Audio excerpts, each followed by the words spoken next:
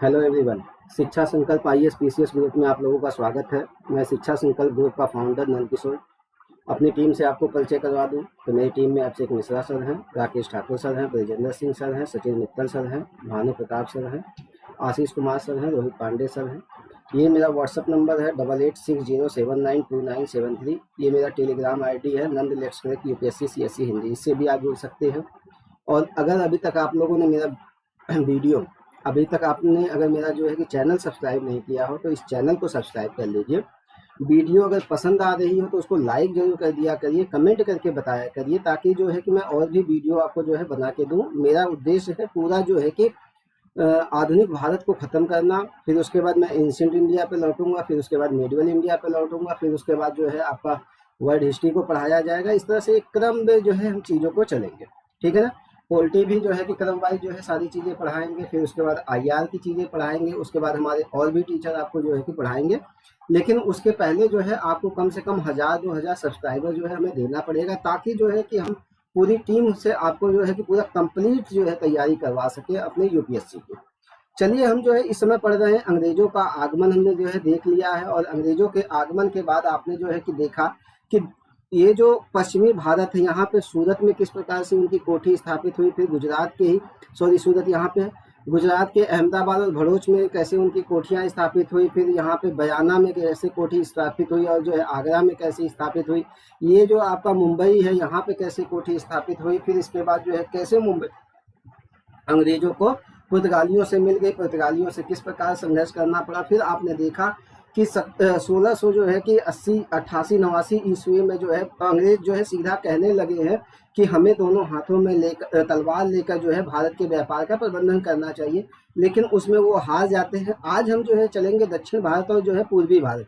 ये देखिए आपका दक्षिण भारत है, फिर ये पूर्वी भारत है। यहाँ पे हम जो है चीज़ों को देखेंगे कि किस प्रकार अंग्रेजों ने यहाँ पे अपनी कोठियाँ बसाई। तो देखिएगा भारत में जो दक्षिण भारत की इनकी कोठी है, दक्षिण भारत की इनकी पहली कोठी यहाँ पे मछलीपट्टनम में बनी है 1611 ईस्वी में। कब? 1611 ईस्वी में मछलीपट्टनम में पटना।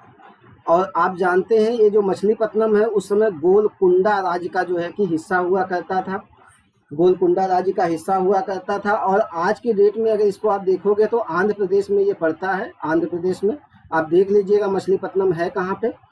तो 1611 में आपसे पूछता है अंग्रेजों की दक्षिण भारत की पहली कोठी कहाँ बनी है, तो 1611 ईस्वी में बनी है मछलीपट्टनम में, आंध्र प्रदेश में। और यही मछलीपट्टनम में डचों की भी कोठियाँ थी। तो डचों की जब कोठियाँ थी तो डच जाहिर सी बात है यहाँ पे अंग्रेजों के लिए कोई ना कोई जो है कि बाधा उत्पन्न करेंगे।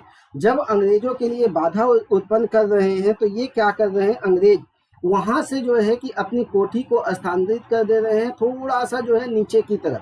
और ये जो है कि मद्रास में पहुंच रहे हैं आरमा गांव। कहाँ पे पहुंच रहे हैं? आरमा गांव। और आरमा गांव में ये क्या कर रहे हैं कि अपनी कोठी बना रहे हैं, मद्रास के निकट ही है। और ये जो है कि इनकी कोठी स्थापित हुई है 1626 ईस्वी में, 1626 ईस्वी में। लेकिन यहाँ पे भी इनको असुविधाओं का सामना करना पड़ रहा है। जब इनको असुविधाओं का सामना करना पड़ रहा है तो ये क्या करेंगे, फिर से गोलकुंडा की तरफ जो है कि प्रयास करेंगे और जो है कि गोलकुंडा की तरफ बढ़ेंगे। और जब ये गोलकुंडा की तरफ बढ़ेंगे तो वहाँ के सुल्तान से ये कोशिश करेंगे कि इनको जो है सुविधाएं मिल जाए। क्योंकि उस समय क्या था कि भारत जो है छोटे छोटे जो है कि टुकड़ों में बटा हुआ था, कई राज्यों में जो है कि बटा हुआ था, कई राजा उस पर राज्य किया करते थे। तो जो जिस राजा के अंतर्गत वो जो है कि क्षेत्र आता था, अगर वो परमिशन देगा तभी जो है कि यहाँ पे वो कुछ अपनी गतिविधियाँ कर सकते हैं। इसी के तहत गोलकुंडा के जो सुल्तान था वो जो है कि उससे जो परमिशन जो है अंग्रेज पाने की कोशिश करते हैं, और इसमें ये सफल भी होते हैं। 1626 में ये यहाँ पे कोठी स्थापित करते हैं। कहाँ पे? आरमा गांव के पास, मद्रास के निकट। लेकिन सफल मतलब कि यहाँ पे असुविधाओं का जो है सामना करना पड़ता है। फिर जो है आगे की तरफ बढ़ते हैं, ऊपर की तरफ, और गोलकुंडा में फिर से जो है कि ये प्रयास करते हैं। और 1632 में ये क्या करते हैं कि गोलकुंडा के सुल्तान से जो है कि सुविधाएं फरमान जो है प्राप्त कर लेते हैं। फरमान इनको मिल जाता है, यानी इनको जो है कि ऑर्डर मिल जाता है, इनको एक सुनहला पत्र मिल जाता है कि आप जो है कि गोलकुंडा राज्य में जो है व्यापार कर सकते हैं। और इस फरमान में कहा गया था आप 500 रुपये पैगोडा जो है दीजिए। पैगोडा वहाँ की जो है कि मुद्रा थी। 500 पैगोडा आपको जो है वार्षिक जो है कि कर अदा करना पड़ेगा, वार्षिक आप दीजिए। और जो है कि उनका जो राज्य है, गोलकुंडा जो राज्य है, उसके जितने भी बंदरगाह है वहाँ पे आप जो है कर मुक्त जो है व्यापार कर सकते हैं, स्वतंत्रता पूर्वक व्यापार कर सकते हैं, कर मुक्त व्यापार कर सकते हैं। ठीक है, तो ये हो गया मछलीपट्टनम, ये हो गया आपका गोलकुंडा, ये हो गया आपका आरमा गांव। यहाँ पे किस प्रकार से कोठियाँ बनी है, कैसे इनको जो है कि सुविधाएं मिली है।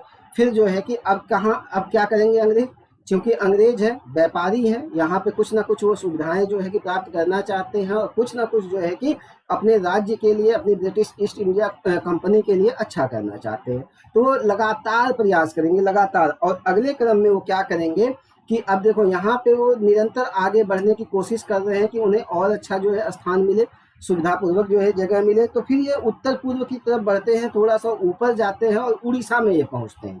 जब ये उड़ीसा में पहुँचते हैं तो उड़ीसा में हरिहर है, हरिहरपुर नामक जगह है, हरिहरपुर, और बालासोर नामक जगह है, बालासोर। यहाँ पे ये अपनी कोठी स्थापित करने में सफल हो जाते हैं। और ये जो है आप जानते हैं, भारत के अगर नक्शे को आप देखेंगे तो ये जो स्थान है हरिहरपुर बालासोर यानी उड़ीसा वाला जो स्थान है, ये पूर्वी भारत में पड़ता है। तो आपसे पूछा जाएगा कि पूर्वी भारत में इनकी पहली कोठी कहाँ बनी है, तो पूर्वी भारत में इनकी पहली कोठी उड़ीसा में बनी है, हरिहरपुर और बालासोर में। ठीक है, उड़ीसा में हरिहरपुर और बालासोर में पहली कोठी बनी है। कब बनी है? 1633 ईस्वी में, 33 ईस्वी में। ठीक है, इतनी बात समझ में आई। तो आप देख रहे हैं पश्चिमी भारत में कहाँ बनी है, सूरत में पहली कोठी बनी है। दक्षिणी भारत में कहाँ बनी है, मछलीपट्टनम में। और पूर्वी भारत में कहाँ बनी है, हरिहरपुर और बालासोर में बनी है। ठीक है, इतनी बात आप लोगों को समझ में आ गई। अब हम चलते हैं उसके भी ऊपर, बंगाल में चलेंगे। ठीक है, आप देख रहे हैं कि पश्चिमी भारत हो गया, दक्षिणी भारत हो गया, पूर्वी भारत। अब हम बंगाल की तरफ बढ़ते हैं और बंगाल में देखते हैं कि किस प्रकार से ये जो है कि अपनी कोठियां स्थापित करने की कोशिश करते हैं। ठीक है, अब देखो जब ये बंगाल में बढ़ते हैं तो बंगाल में जब ये जाते हैं, ये देखिए बंगाल का हिस्सा है। तो बंगाल में उस समय खुद का बंगाल था, जो आज का बांग्लादेश है, पश्चिम बंगाल है, ये वाला था। बिहार का हिस्सा था, उड़ीसा का भी हिस्सा था। सबको मिला के ये बंगाल का हिस्सा जाते। जब ये बंगाल में पहुंचते तो बंगाल की आर्थिक महत्व इनको समझ में आता है। इनको समझ में आता है ये तो बहुत ही समृद्ध प्रदेश है, क्यों ना यहाँ पे जो है कि हम अपनी कोठियां बसाए और जो है कि यहाँ से ज़्यादा लाभ कमाने की कोशिश करें। और इसी क्रम में वो क्या करता है कि लगातार वो मुगल सम्राट जो यहाँ पे है, मुगल सम्राट से प्रयास कर रहे हैं कि उनको अनुमति मिले, क्योंकि बंगाल उसी के प्रांत में आता था। और वो जो है मुगल सम्राट उस समय शाहजहां हुआ करता था, शाहजहां से वो प्रयास करते हैं कि भैया किसी भी तरह से जो है कि उनको अनुमति मिल जाए बंगाल में जो है कि व्यापार करने की। और वो क्या करते हैं, 1640 में ये 1640 ईस्वी में शाहजहां से एक औपचारिक अनुमति उनको मिल भी जाती है। औपचारिक अनुमति मिल जाती है कब? 1640 में। अब देखो हमने पश्चिमी भारत छोड़ दिया है, अब हम जो है कि पूरा ध्यान कहाँ पे लगा रहे हैं, पूर्वी भारत पे लगा रहे हैं। ठीक है, तो 1640 ईस्वी में उनको औपचारिक अनुमति मिल जाती है। लेकिन पहली कोठी जो बंगाल में उनकी बनती है वो 1651 ईस्वी में बनती है। कब बनती है? 1651 ईस्वी में बनती है, कैप्टन ब्रिजमैन के नेतृत्व में, कैप्टन ब्रिजमैन के नेतृत्व में। और ये जो कोठी इनकी बनती है हुगली में बनती है। कहाँ पे? हुगली में बनती है। ठीक है, तो सबसे पहले पूछा जाएगा बंगाल में पहली कोठी कहाँ बनी, तो पहली कोठी उनकी हुगली में बनी है, बंगाल में बनी है। ठीक ना। इसके बाद वो कासिम बाजार में जो है अपनी कोठी बनाते हैं और पटना में भी बनाते हैं। कासिम बाजार और पटना में भी इनकी कोठियां बनती है। देख रहे हैं ना कहाँ कहाँ, यहाँ देखो सूरत है, फिर अहमदाबाद है, भरूच है, मुंबई है, फिर इधर देख रहे हैं मछलीपट्टनम है, आरमा गांव है, फिर इसके बाद गोलकुंडा का जो मछली वाला हिस्सा है, बालासोर है, हरिहरपुर है, फिर अब देखो हुगली में बन रहा है, कासिम बाजार में बन रहा है, पटना में बन रहा है, इनकी फैक्ट्रियाँ स्थापित होती है। फिर ये देखो 1651 में जो है कि यहाँ का बंगाल का सूबेदार, अब देखो अब आपको जो है कि सूबेदार को समझने के लिए जानना होगा कि जो मुगल साम्राज्य था वो क्या है, सारे साम्राज्य पे जो है मुगल बादशाह का जो है कि राज्य रहता था और उसने अपने जो है प्रांत को सूबों में बांट दिया था। किसमें बांटा था? सूबों में। प्रांतों को जो है, जैसे आज का जो है कि पूरे भारत को अगर हम कहें तो एक भारत एक देश है, उसको कई राज्यों में बांटा गया है, उसी तरह से जो है मुगल जो साम्राज्य था उसको जो है सूबों में बांटा गया।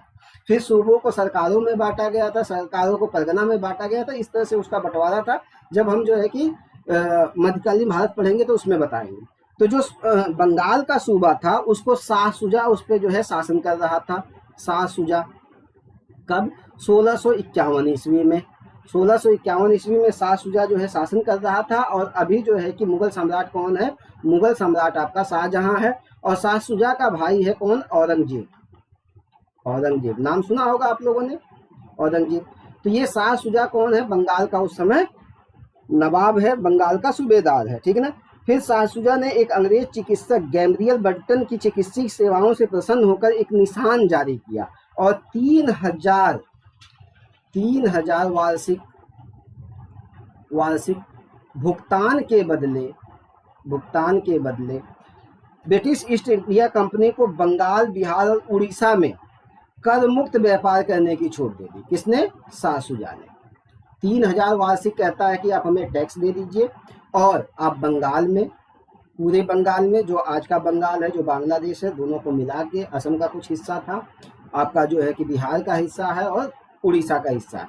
तो शाह शुजा कहता है आप हमें 3000 रुपये दीजिए वार्षिक और आपको कोई टैक्स नहीं देना पड़ेगा। आप बंगाल में, उड़ीसा में एवं आपका जो है कि यहाँ पे बिहार में कर मुक्त आपको व्यापार करना की छूट दे दी जाएगी। और 1656 में उसने जो है फिर से वो पुष्टि कर दी, यानी 1651 में जो है कि फरमान जारी करता है, 1656 में फिर उसकी पुष्टि कर देता है कि आप 3000 रुपये वार्षिक दीजिए और जो है कि आप क्या करिए कि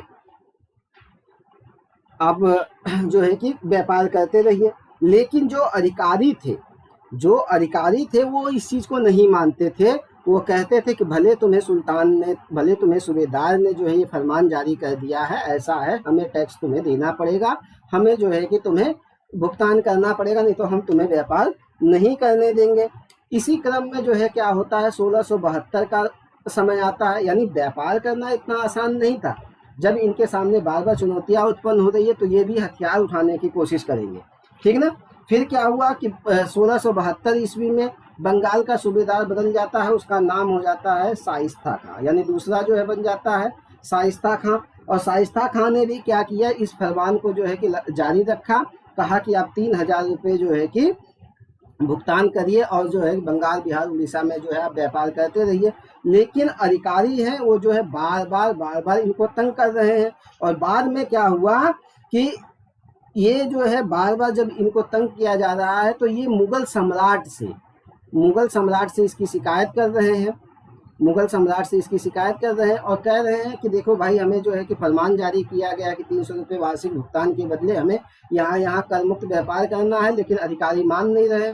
तो जब ये मुगल सम्राट से जो है शिकायत कर रहे हैं तो मुगल सम्राट कह रहा है ठीक है भाई, ऐसा है, जब अधिकारी आपको तंग कर रहे हैं तो आप एक काम करिए कि 2% आप चुंगी दीजिए, 2% चुंगी दीजिए, साथ ही साथ आप जो है 1.5% जजिया भी दीजिए, जजिया।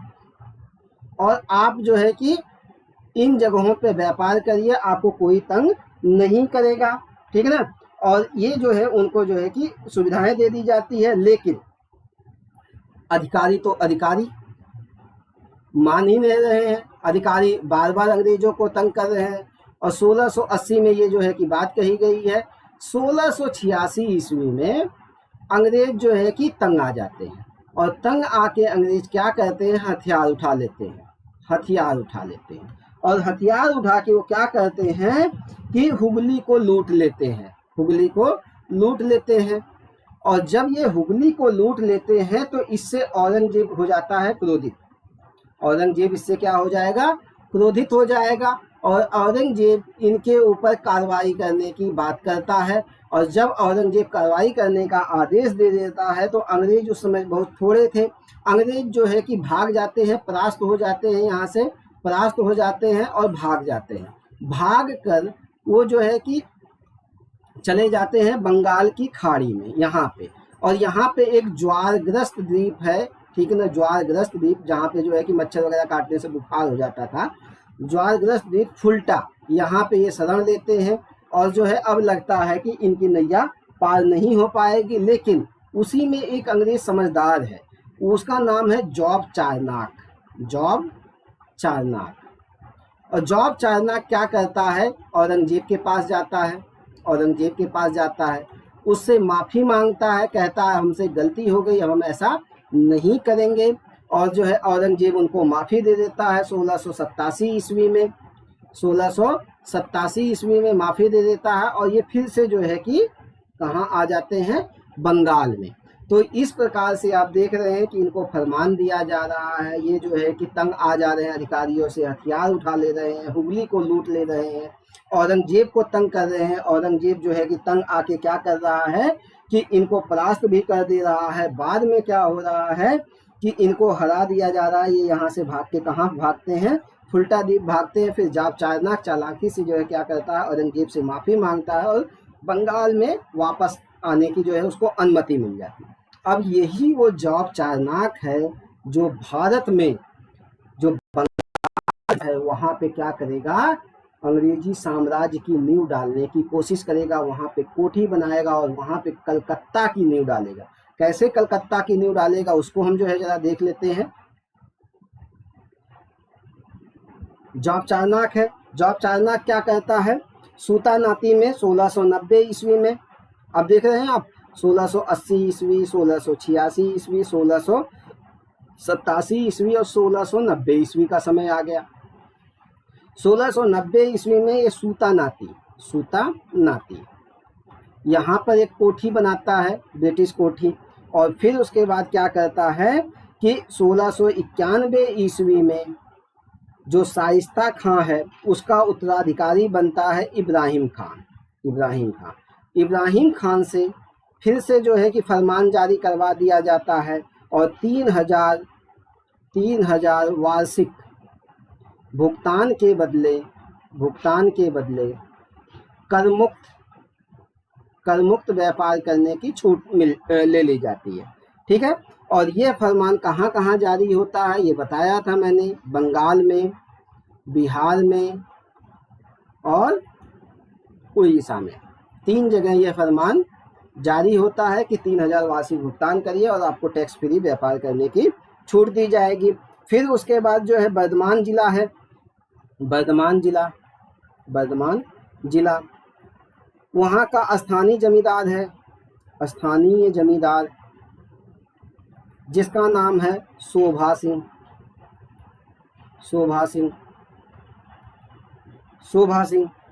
सिंह क्या करता है कि विद्रोह कर देता है, जमींदार है और विद्रोह कर दे रहा है किससे, सूबेदार से।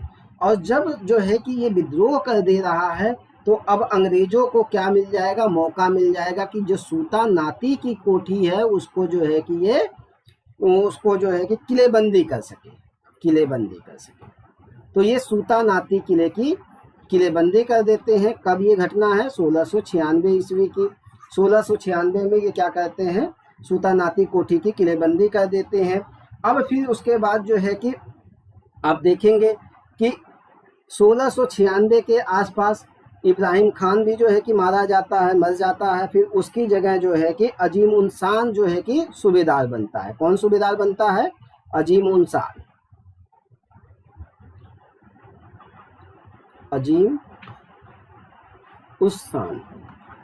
सूबेदार बनता है। और जब ये सूबेदार बनता है तो अंग्रेज क्या करते हैं, और इन अंग्रेजों में भी कौन, जॉब चारनाक क्या करता है, 1200 रुपये का भुगतान करता है। और जो सूता नाती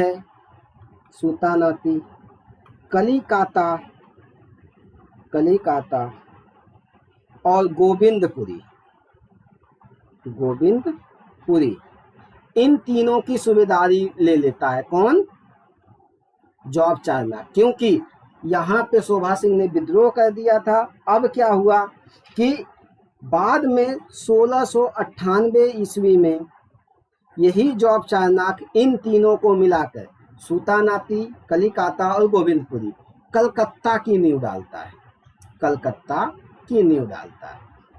तो आपने देखा कलकत्ता की नींव किसने डाली है, तो जॉब चारनाक ने, ठीक है, जॉब चारनाक ने कलकत्ता की नींव डाली है। और यहाँ पे वो स्थापित जो है कि एक किला कलकत्ता की नींव डालती है और यहाँ पे एक किला बनाता है, किला बनाता है और उस किले का नाम देता है वो फोर्ट विलियम, फोर्ट विलियम, ठीक है। तो कलकत्ता की नींव किसने डाली थी, जॉब चारनाक ने, ठीक है। क्यों फोर्ट विलियम का जो है कि नाम देता है, क्योंकि जो ब्रिटेन का शासक है उसके सम्मान में ये जो है कि इस कोठी का नाम देता है फोर्ट विलियम, ठीक है। अब 1700 में फोर्ट विलियम को प्रथम प्रेसिडेंसी नगर घोषित किया जाता है। अब आपसे पूछा जाएगा प्रथम प्रेसिडेंसी नगर कौन है, तो प्रथम प्रेसिडेंसी नगर कलकत्ता है, ठीक है, कौन है, कलकत्ता। और यही वो कलकत्ता है जो 1774 ईस्वी से लेकर 1911 ईस्वी तक, 1774 देखिए ये 16 अभी 1700 ईस्वी चल रहा है, 1774 यानी जब बंगाल जो है कि अंग्रेजों द्वारा जीत लिया जाता है, उसके बाद 1773 का रेगुलेटिंग एक्ट पास होने के बाद 1774 ईस्वी से 1911 तक भारत में अंग्रेजों की राजधानी रहा, ठीक ना, कौन, यही कलकत्ता। फिर उसके बाद आप देखेंगे कि और भी कोठियां बनी हैं और भी जो है कि फरमान जो है जारी करवाया गया है। अब एक फरमान जो बहुत ही महत्वपूर्ण है वो है 1717 ईस्वी का फरमान। कौन सा, 1717 ईस्वी का फरमान, 1717। और ये फरमान जो है मुगल सम्राट से लिया गया था, मुगल सम्राट से, और उस समय मुगल सम्राट था फर्रुखसियर, फर्रुखसियर, ठीक ना, फर्रुखसियर मुगल सम्राट था। और उसी समय 1717 ईस्वी में ब्रिटिश ईस्ट इंडिया कंपनी का एक प्रतिनिधिमंडल फर्रुखसियर से मिलता है, कुछ सुविधाएं प्राप्त करने की कोशिश करता है। ये जो ब्रिटिश प्रतिनिधिमंडल था उसमें जॉन सरमन थे, इसमें जो है डॉक्टर एडवर्ड स्टीफेंस थे, विलियम हैमिल्टन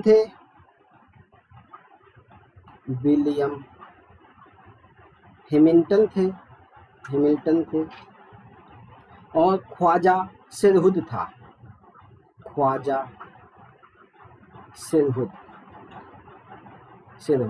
ये सब थे। ये प्रतिनिधिमंडल है ख्वाजा सिरहुद, इसमें द्विभाषिया है, यानी दो भाषाएं बोलता है, अंग्रेजी भी जानता है, फारसी भी जानता है। तो जाहिर सी बात है अंग्रेजी में बात करेंगे तो ख्वाजा सिरहुद उनको ये जो है कि फारसी भाषा में फर्रुखसियर को बताएगा। तो इसमें जो है डॉक्टर हैमिल्टन जो है, ये वाला विलियम हैमिल्टन, ये क्या करता है, फर्रुखसियर एक असाध्य बीमारी से उस समय ग्रसित था, असाध्य बीमारी से, और उसको ठीक कर देता है फर्रुखसियर को। और फर्रुखसियर इससे प्रसन्न हो जाता है और 3000 वार्षिक भुगतान के बदले बंगाल में 3000 रुपये वार्षिक भुगतान के बदले बंगाल, बिहार, उड़ीसा में कर मुक्त व्यापार की छूट देता है। 10,000 रुपये के बदले पश्चिमी भारत में जो है कि व्यापार करने की छूट देता है, पश्चिमी भारत में व्यापार करने की छूट देता है। और बाद में चलकर यही जो 3000 रुपये हैं उसी को ध्यान में, उसी को रखकर वो जो है मद्रास के आसपास के क्षेत्रों में भी जो है क्या करता है, छूट दे देता। यानी मात्र 13,000 रुपये अंग्रेजों को जो है वार्षिक भुगतान करना था, उसी में वो पश्चिमी भारत में जो है कर मुक्त व्यापार कर सकते थे, उसी में दक्षिणी भारत में भी व्यापार कर सकते थे, और उसी में जो है बंगाल में भी वो व्यापार कर सकते थे। ये जो 3000 रुपये था ये बंगाल, बिहार, उड़ीसा, और यही 3000 रुपये बाद में चल के जो है कि मद्रास और उसके आसपास के क्षेत्रों में भी जो है लागू हो गया। और 10,000 रुपये वार्षिक भुगतान के बदले जो पश्चिमी भारत है वहाँ पे ये व्यापार कर सकते थे। तो ये आप देखेंगे कि इतने कम जो है कि पैसे के बदले जो है कि क्या किया गया, अंग्रेजों को काफ़ी छूट दे दिया गया और अंग्रेजों से कहा गया कि आप जो है कि अपने सिक्के भी भारत में चला सकते हैं। इसी 1717 का जो फरमान जारी किया गया था, आप अपने सिक्के भी चला सकते हैं। कहाँ पर? आप अपने सिक्के ढालिए और मुगल साम्राज्य में चलाइए। और अंग्रेज ये सिक्के कहाँ ढालते थे? बम्बई में ढालते थे। और इसी फरमान में कहा गया कि आप जो है कलकत्ता के आसपास 38 गांवों को खरीद सकते हैं, 38 गांव को खरीद सकते हैं। लेकिन जो बंगाल का सूबेदार था उस चीज को, उसको ये बात जो है पसंद नहीं आई। लेकिन जो है कि फिर भी इन्होंने क्या किया, अंग्रेजों ने जो फोर्ट विलियम है, कलकत्ता है, उसके आसपास जमीन खरीदी। और ये जो है कि पहला मौका था जहां पे जो है कि सीधे जो है फरमान कौन जारी कर रहा है, मुगल सम्राट जारी कर रहा है कि आप 38 जो है गांव खरीद लीजिए बंगाल के आसपास और वहां पे अपनी कोठी बनाइए। और इसी को लेकर जो है इसमें अंग्रेजों और बंगाल के नवाब के बीच में क्या होता है, पहली बार डायरेक्ट जो है टकराव होता है। और यह फरमान इतना महत्वपूर्ण था कि ओल्म जो है, ओल्म एक इतिहासकार है, वह कहता है कि यह ब्रिटिश ईस्ट इंडिया कंपनी का महान अधिकार पत्र है। Magna carta of the India कहता है ये जो 1717 का फर्रुखसियर द्वारा फरमान जारी किया गया था। तो इस प्रकार से आप देख रहे हैं कि कैसे अंग्रेज भारत में कहाँ कहाँ पे अपनी कोठियाँ जो है बना रहे हैं, कैसे जो है कि बंगाल के नवाब उनको जो है कि फरमान जारी कर रहे हैं, किस प्रकार से जो है कि मुगल सम्राट उनको फरमान जारी कर रहा है, कैसे उनको जो है टकराव उत्पन्न हो रहा है, कैसे वो मद्रास की नींव डाल रहे हैं, कैसे वो कलकत्ता की नींव डाल रहे हैं। ये सारा चीज़ हमने आपको बता दिया। यानी बंगाल अंग्रेज पूरी तरह से भारत में आ चुके हैं और जो है कि जगह जगह अपनी कोठियाँ बसा चुके हैं। तो हम जो है कि बस एक चीज़ करेंगे इसमें कि आपको एक बार जो है फिर से पुनः एक बार जो है कि चीज़ों को दिखा देता हूँ, कहाँ कहाँ पे इनकी कोठियाँ जो है बसी हैं। इनका डेट आप जो है ध्यान रख लीजिएगा, याद आ जाएगा आपको। ये देखो सूरत में है इनकी कोठी, फिर उसके बाद जो है कि भड़ोच और अहमदाबाद में है, फिर इसके बाद आगरा है आपका, बयाना में है, फिर मुंबई में है, यहाँ पे मछलीपट्टनम है, फिर इसके बाद आरमा गांव है, फिर इसके बाद जो है कि फिर से गोलकुंडा साम्राज्य में और कोठियाँ बनती है। हरिहरपुर और बालासुर जो पूर्वी भारत की पहली कोठी इनकी बसी है। फिर उसके बाद हुगली में है, 1651 ईस्वी में है। फिर उसके बाद आप देख रहे हैं पटना है, कासिम बाजार है, यहाँ पे इनकी कोठी बसती है। फिर उसके बाद सूतानाती, कलिकाता और गोविंदपुरी में जो है कि इनकी सुबेदारी मिल जाती है। तीनों को मिला के क्या किया जाता है, कलकत्ता शहर की नींव डाली जाती है जॉर्ज चारनाक के द्वारा। फिर मद्रास में इनकी कोठी है। फिर उसके बाद जो है किस प्रकार से जो है कि इनको कौन कौन से फरमान मिले हैं 3000 के बदले, फिर औरंगजेब इनको कौन सी सुविधा देता है, फर्रुखसियर इनको कौन सी सुविधा देता है, ये सारा चीज़ जो है कि आप जो है देख लीजिएगा, पूरी क्लास को ध्यान से देख लीजिएगा। और ओल्म नामक इतिहास का स्टेटमेंट आप लोग जरूर देख लीजिएगा। जो 1717 का फर्रुखसियर का फरमान है उसको ये क्या कहता है, महान अधिकार पत्र, महान अधिकार पत्र, ठीक ना। Magna carta of the India, Magna carta of the company, ठीक ना। ये आप जो है देख लीजिएगा 1717 का। फिर जो है कि 3000 के बदले फर्रुखसियर ने क्या जो है किया था, 10,000 के बदले क्या किया था, कहाँ पे उसने जो है सिक्के चलाने की अनुमति थी, सारा चीज़ हमने आपको बता दिया है। अब जो है कि आप क्या करिएगा, मेरा पूरा लेक्चर देख लीजिएगा, वीडियो को लाइक कर दीजिएगा और इस चैनल को जो है ज़्यादा से ज़्यादा शेयर करिए ताकि मैं अपनी पूरी टीम को आपके सामने जो है प्रस्तुत कर सकूं। पूरा जो है कंप्लीट कोर्स यूपीएससी का, पीसीएस का पूरा कंप्लीट कोर्स मैं इसी चैनल पे आपको दिलवाऊंगा, ठीक है। उसके लिए बस आपको क्या करना है, ज़्यादा से ज़्यादा जो है कि इस चैनल को सब्सक्राइब करवाना है। कम से कम जो है कि 2000 सब्सक्राइबर हो जाएंगे तो मेरी और टीम के लोग आपके सामने रूबरू होंगे। अगर वीडियो पसंद आ रही हो तो आप लोग इसको लाइक कर दीजिएगा, चैनल सब्सक्राइब करिए और जो है कि शेयर भी करिए। मिलता हूँ अगली वीडियो में। अब फ्रांसीसियों का आगमन होगा और फ्रांसीसियों के आगमन में मैं क्या करूँगा कि उसके बाद जो है कि कर्नाटक का प्रथम युद्ध, कर्नाटक का द्वितीय युद्ध, कर्नाटक का तृतीय युद्ध पढ़ाया जाएगा। बंगाल की कंडीशन आपको दिखाएंगे, पंजाब की कंडीशन आपको दिखाएंगे, मराठों को दिखाया जाएगा। फिर उसके बाद टीपू सुल्तान को मैसूर की जो है कि कंडीशन आपको दिखाई जाएगी। फिर उसके बाद जो है यहाँ पे भारत में जो है जनजातीय विद्रोह होंगे उसको दिखाया जाएगा, सन्यासियों का विद्रोह दिखाया जाएगा, 1857 की क्रांति दिखाई जाएगी। फिर साथ ही साथ आपको जो है क्या किया जाएगा कि यहाँ पे सामाजिक आर्थिक जो है कि उसको भी दिखाया जाएगा। तो मिलता हूँ अगले वीडियो में आप लोगों से। नमस्कार।